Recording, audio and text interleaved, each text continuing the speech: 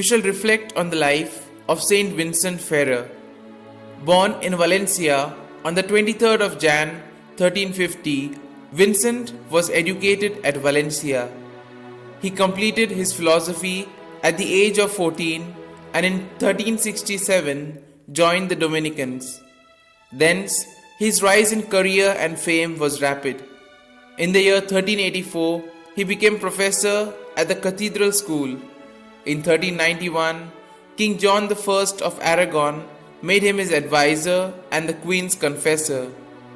When Cardinal Pietro de Luna, 4 years later, ascended the papal throne as Benedict XIII, he called Vincent to Avignon as his grand penitentiary and confessor, and in 1399 made him a legate a Lateran Christi with full powers to preach penance and prepare the faithful everywhere for God's judgment.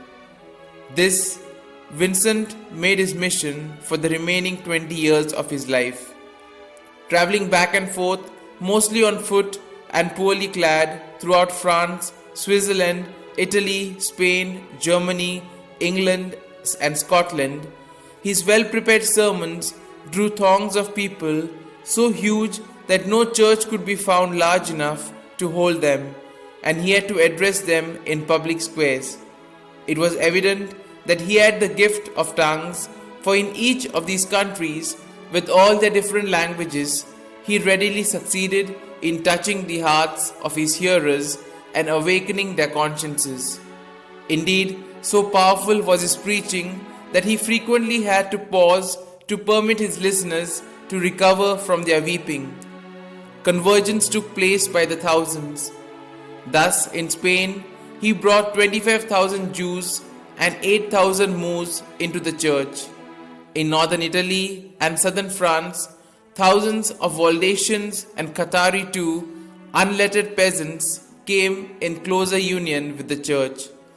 Everywhere, stupendous miracles of healing accompanied his progress. An army of disciples, both men and women, and numerous priests followed him from town to town. Vincent also had the gift of prophecy, and at Alessandria in northern Italy, he once singled out in a crowd the youthful Saint Bernardine of Siena, who was later to evangelize his native Italy. An indication of the esteem in which Vincent was held throughout Spain can be gauged from the fact that in the year 1409 he was appointed one of the judges who were to decide upon the successor to the throne, and it was largely to his influence that Ferdinand of Castile owed his election. The schism under which the church was then suffering grieved Vincent greatly, yet to him goes the supreme credit for having ended the 36-year-long period of disharmony and ending it so dramatically. Having decisively concluded that Benedict XIII was the anti-pope, Vincent did not hesitate to urge him, a personal friend of long standing, to resign in favor of Clement VII when that seemed to be the best course of action in the interest of the church unity, but to no avail. Obviously, disgusted with such stubbornness, Vincent, though ill, finally mounted the pulpit before a huge assembly over which Benedict himself was presiding, and thundered his denunciation of the man who had ordained him a priest. Benedict instantly fled and abandoned by all his supporters. Vincent's entire life was one of great austerity.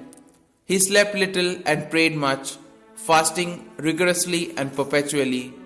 God called him to his reward on the 5th of April 1419 while he was evangelizing Brittany.